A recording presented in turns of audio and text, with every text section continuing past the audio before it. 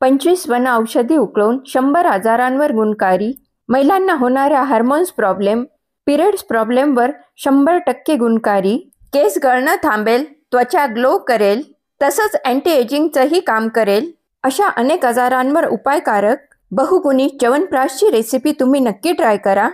नमस्कार, मी वंदना किचनमध्ये आपलं स्वागत आहे। आज मी तुम्हाला बनवून दाखवणार 100 आजारांवर उपायकारक बहुगुणी च्यवनप्राशची रेसिपी। च्यवनप्राश बनवण्यासाठी आपल्याला लागेल आवळा। तर इथे मी 3 किलो आवळा घेतला आहे। आवळ्यात भरपूर प्रमाणात व्हिटॅमिन सी असतं। आवळा पृथ्वीवरचं अमृत फळ म्हणून ओळखलं जातं। च्यवनप्राश बनवण्यासाठी ताजे डाग नसलेले मीडियम साईजचे 3 किलो आवळे घ्या। आवळे घेताना खूप लहान किंवा मोठ्या साईजचे आवळे घेऊ नका। मीडियम साईजचे डाग नसलेले ताजे आवळे घ्या। आवळा 2 ते 3 पाण्याने स्वच्छ धुवून घ्या। आवळ्यावर लागलेली चिकट धूळ माती धुतल्याने निघून जाईल। नंतर आवळे चाळणीत निथळत ठेवा। आता आवळे शिजवण्यासाठी ॲल्युमिनियमच्या, पितळीच्या, तांब्याच्या किंवा लोखंडी भांड्याचा वापर करू नका। स्टीलच्या मोठ्या पातेल्याचा किंवा माझ्यासारखं स्टीलच्या हंड्याचा वापर करू शकता। 15 ते 20 लिटरच्या पातेल्याचा किंवा हंड्याचा वापर करा। तर इथे मी 15 लिटर हंड्याचा वापर करत आहे। तुम्ही सुद्धा 15 ते 20 लिटर स्टीलच्या पातेल्याचा किंवा हंड्याचा वापर करू शकता। तर इथे मी स्टीलचा हंडा घासून स्वच्छ धुवून घेतला। आता त्यात आपण स्वच्छ धुतलेला आवळा ॲड करूया। तुम्हाला वाटत असेल स्टीलच्या हंड्यात आवळा शिजवल्याने हंडा खराब होईल, पण जरा सुद्धा खराब होत नाही। मी नेहमी च्यवनप्राश हंड्यातच बनवते। थोडा थोडा करून सर्व आवळा हंड्यामध्ये ॲड करा। तर इथे मी स्वच्छ धुतलेले 3 किलो आवळे हंड्यात टाकून घेतले। आता आवळा शिजवण्यासाठी हंड्यात ॲड करूया पाणी। स्वच्छ फिल्टरचं पाणी वापरायचं आहे। तर आवळे शिजवण्यासाठी आपल्याला लागेल 6 लिटर फिल्टरचं पाणी। तर इथे मी फिल्टरचं 6 लिटर पाणी पातेल्यात काढून घेतलंय। आता ते ॲड करते। तुम्ही सुद्धा स्वच्छ फिल्टरच्या पाण्याचाच वापर करा। तर स्वच्छ फिल्टरचं 6 लिटर पाणी मी आवळ्यात ॲड करून घेतलंय। आता आवळे शिजवायला आपण गॅसवर ठेवूया। गॅसवर मिडियम फ्लेमवर मी हंडा ठेवलाय। आता एक एक करून यात आयुर्वेदिक वनस्पती ॲड करूया। सर्वात आधी 10 रुपयाला जेवढा कढीपत्ता मिळतो तेवढाच आपण यात ॲड करूया। कढीपत्ता स्वच्छ धुवून घ्या, मगच ॲड करा। स्वच्छ धुतलेला कढीपत्ता मी ॲड केलाय। तेवढ्याच प्रमाणात तुळशीची पानं सुद्धा स्वच्छ धुवून घ्या, ती ॲड करा। कढीपत्ता आणि तुळशीची पानं काड्यांसहित घातली तरी चालतील। आता यात ॲड करूया 25 ग्रॅम लवंग, 25 ग्रॅम सुंठ। या जागी सुंठ पावडर किंवा आलं घालू नका, अख्खा सुंठच घाला। आता यात घालूया 25 ग्रॅम विदारी कंद, 50 ग्रॅम पोबर मूळ ॲड करूया, 25 ग्रॅम काकड सिंगी, 25 ग्रॅम कमल केशर, 25 ग्रॅम ब्राह्मी ॲड करूया, 10 ग्रॅम नाग केशर ॲड करूया, 25 ग्रॅम बाळ हिरडे ॲड करायचे, 25 ग्रॅम बेलमगज, 25 ग्रॅम अडुळसा, 25 ग्रॅम ज्येष्ठ मध, 25 ग्रॅम शतावरी, 25 ग्रॅम कचोर, 25 ग्रॅम अश्वगंधा, 25 ग्रॅम जटामाशी, 25 ग्रॅम पुनर्नवा, 25 ग्रॅम नागरमोथा, 25 ग्रॅम अकलकारा। आता पुढची वन औषधी ॲड करूया। 25 ग्रॅम गुडवेल, 25 ग्रॅम गोखरू पावडर। जर तुम्हाला अख्खे गोखरू मिळाले तर कपड्यात बांधून मग ॲड करा।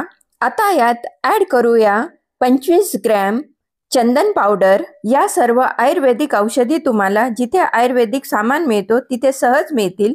आता आवळ्यासोबत सर्व आयुर्वेदिक औषधं व्यवस्थित एकजीव करून घेऊया आणि मिडियम फ्लेमवर 2 तासापर्यंत आवळा आणि आयुर्वेदिक औषधं एकत्र उकळून घेऊया। 2 तासानंतर गॅस बंद करायचा आणि 10 ते 12 तासापर्यंत आवळा आणि आयुर्वेदिक औषधं पूर्णपणे थंड होऊ द्यायचे। तर इथे मी मिडियम फ्लेमवर आवळा आणि आयुर्वेदिक औषधं व्यवस्थित एकजीव करून घेतले। आता 2 तासापर्यंत सर्व व्यवस्थित उकळवून घेते। तर इथे मी मिडियम फ्लेमवर आवळे आयुर्वेदिक औषधांसोबत 2 तासापर्यंत उकळवून घेतले। त्यानंतर 10 तासापर्यंत पूर्णपणे थंड करून घेतले। आयुर्वेदिक औषधांसोबत आवळा पूर्णपणे थंड झालाय। तर तुम्ही बघू शकता 6 लिटर पाणी उकळून 2 लिटर पर्यंत झालंय। आवळे व्यवस्थित शिजले आहेत। आता आपण आयुर्वेदिक औषधांमधून आवळा वेगळा काढून घेऊया। आवळा व्यवस्थित शिजला आहे पण गाळ झाला नाही। आता आवळा आपण दुसऱ्या भांड्यात काढून घेऊया। आवळ्यात सर्व आयुर्वेदिक औषधांचे गुण मिक्स झाले आहेत। तुम्ही बघू शकताय आवळ्याचा कलर सुद्धा चेंज झाला आहे। आवळा व्यवस्थित शिजला सुद्धा आहे। तर इथे मी सर्व आवळे दुसऱ्या भांड्यात काढून घेतले। आयुर्वेदिक औषधांबरोबर आवळे शिजवल्याने आवळ्याचा कलर सुद्धा बदलला आहे। आवळ्यात आयुर्वेदिक औषधांचे सर्व गुण मिक्स झाले आहेत। आता आवळ्यासोबत उकळलेले आयुर्वेदिक वनस्पती आपण दुसऱ्या पातेल्यात किंवा ताटात काढून घेऊया। यातली कोणतीही आयुर्वेदिक सामग्री वाया जाऊ द्यायची नाही। तर इथे मी उकळलेली सर्व आयुर्वेदिक सामग्री दुसऱ्या भांड्यात काढून घेतली आणि उकळून शिल्लक राहिलेला तयार झालेला काढा गाळणीने गाळून घेतला। आता ह्या काढ्यातला गळ पूर्णपणे खाली बसू द्यायचा आणि शिल्लक राहिलेला काढा स्वच्छ काचेच्या बाटलीत भरून ठेवायचा। त्यानंतर बाटलीत भरलेला काढा रोज सकाळी 1 चमचा कपभर कोमट पाण्यासोबत उपाशी पोटी घ्यायचा। आणि जर तुम्ही काढा घेतला असेल त्या दिवशी च्यवनप्राश खायचं नाही, कारण च्यवनप्राशचे सर्व गुणधर्म या काढ्यात उतरले आहेत। त्यामुळे एक तर काढा प्यायचा नाही तर च्यवनप्राश खायचं। एका वेळेस दोघांचा वापर करायचा नाही। आता शिल्लक राहिलेल्या औषधी सामग्रीचा तुम्ही झाडांसाठी खत म्हणून वापर करू शकता। आता सर्व आवळ्यांमधल्या बी आपण काढून घेऊया। बी काढलेले आवळे दुसऱ्या भांड्यात काढून घेऊया। तर इथे मी सर्व आवळ्यामधल्या बी काढून घेतल्या। पाण्याचा वापर न करता मिक्सरमधून आवळ्याची बारीक पेस्ट तयार करून घ्यायची। तर इथे मी मिक्सरच्या लहान भांड्याचा वापर केलाय। तुम्ही बघू शकता पाण्याचा वापर न करता व्यवस्थित बारीक पेस्ट तयार झाली आहे। तुम्ही सुद्धा मिक्सरच्या लहान भांड्याचा वापर करून आवळ्याची या पद्धतीने बारीक पेस्ट तयार करून घ्या। तयार केलेली पेस्ट दुसऱ्या भांड्यात काढून घेऊया। तर इथे मी मिक्सरच्या लहान भांड्याचा वापर करून पाण्याचा एक थेंब न घालता सर्व शिजलेल्या आवळ्यांची बारीक पेस्ट तयार करून घेतली। आता आपण च्यवनप्राश बनवायला सुरुवात करूया।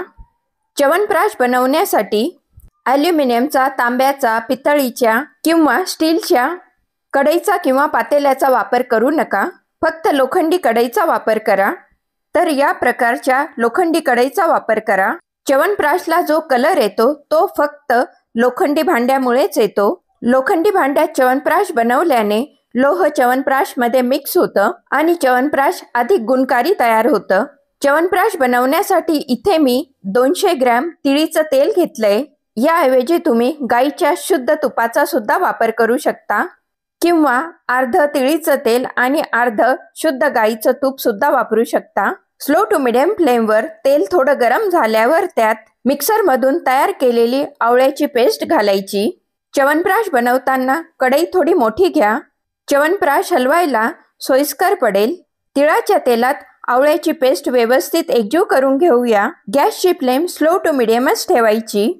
तर इथे मी तिळाच्या तेलात आवळ्याची पेस्ट व्यवस्थित एकजीव करून घेतली। आता तेल सुटेपर्यंत आवळ्याची पेस्ट आपल्याला स्लो टू मीडियम फ्लेमवर व्यवस्थित शिजवून घ्यायची आहे। आवळ्यात जो पाण्याचा अंश आहे तो पूर्णपणे नाहीसा करायचा आहे। म्हणून 15 ते 20 मिनिटं तेल सुटेपर्यंत आवळ्याची पेस्ट व्यवस्थित खालीवर करून तेल सुटेपर्यंत शिजवून घेऊया। सतत हलवत आवळ्याची पेस्ट आपल्याला शिजवून घ्यायची आहे। तर इथे मी 20 मिनिटापर्यंत सतत हलवत तेल सुटेपर्यंत आवळ्याची पेस्ट व्यवस्थित शिजवून घेतली। तुम्ही बघू शकता आवळ्याची पेस्ट बऱ्यापैकी घट्ट झाली। आता गॅसची फ्लेम स्लो करून त्यात 1 किलो शुद्ध गूळ बारीक चिरून घालायचा किंवा 1 किलो गूळ पावडर घातली तरी चालेल। जर तुम्हाला च्यवनप्राश थोडं गोड हवं असेल तर 1 ऐवजी तुम्ही 1.5 किलो गुळाचा सुद्धा वापर करू शकता। पण इथे मी 1 किलोच गुळाची पावडर घातली आहे। आता आवळ्याच्या पेस्टमध्ये गूळ पावडर व्यवस्थित एकजीव करून घ्यायची। तुम्ही बघू शकता गूळ पावडर घातल्याने आवळ्याची पेस्ट परत पातळ झाली आहे। गुळाचं पाणी सुटल्यामुळे पेस्ट पातळ झाली। आता स्लो टू मीडियम फ्लेमवर परत आपल्याला आवळ्याची पेस्ट घट्ट होते तोवर शिजवून घ्यायचं आहे। स्लो टू मिडियम फ्लेमवर 20 ते 25 मिनिटापर्यंत सतत हलवत जोवर च्यवनप्राश घट्ट होत नाही तोवर शिजवून घ्यायचं आहे। तर इथे मी 25 मिनिटापर्यंत स्लो टू मिडियम फ्लेमवर सतत हलवत च्यवनप्राश व्यवस्थित घट्ट करून घेतलंय। आता यात पाण्याचा अंश राहिला नाही। गॅस बंद करून च्यवनप्राश पूर्णपणे थंड करून घेऊया। च्यवनप्राश थंड होतो तोवर च्यवनप्राशवर घालण्याची फ्लेवरफुल पावडर तयार करून घेऊया। मिक्सरच्या भांड्यात 25 ग्रॅम दालचिनी, 10 ग्रॅम हिरवी वेलची किंवा हिरवे वेलदोडे, त्याबरोबरच 10 ग्रॅम तमालपत्र छोट्या तुकड्यात कट करून घालायचं म्हणजे व्यवस्थित दळलं जाईल। तर इथे मी हाताने तोडून तमालपत्र घातलंय। त्याबरोबरच यात ॲड करूया शरीरासाठी अतिशय उपयुक्त 50 ग्रॅम पिंपरी। मिक्सरमधून या सर्व सामग्रीची बारीक पावडर तयार करून घेऊया। तर इथे मी मिक्सरमधून बारीक पावडर तयार करून घेतली। आता तयार केलेली पावडर गाळणीने गाळून घेऊया। शिल्लक राहिलेले मोठे कण गाळणीत राहून जातील आणि एकसारखी बारीक पावडर तयार मिळेल। तर तुम्ही बघू शकता एकसारखी सुगंधित फ्लेवरफुल पावडर तयार झाली आहे। तर इथे मी च्यवनप्राश पूर्णपणे थंड करून घेतलंय। लोखंडी कढईत बनवल्यामुळे च्यवनप्राशला छान कलर आलाय आणि लोहयुक्त च्यवनप्राश तयार झाले। आता त्यात ॲड करूया मिक्सरमधून तयार केलेली मसाल्यांची पावडर। आता त्यात ॲड करूया 200 ग्रॅम शुद्ध मध तुम्ही 150 ग्रॅम घातलं तरी चालेल।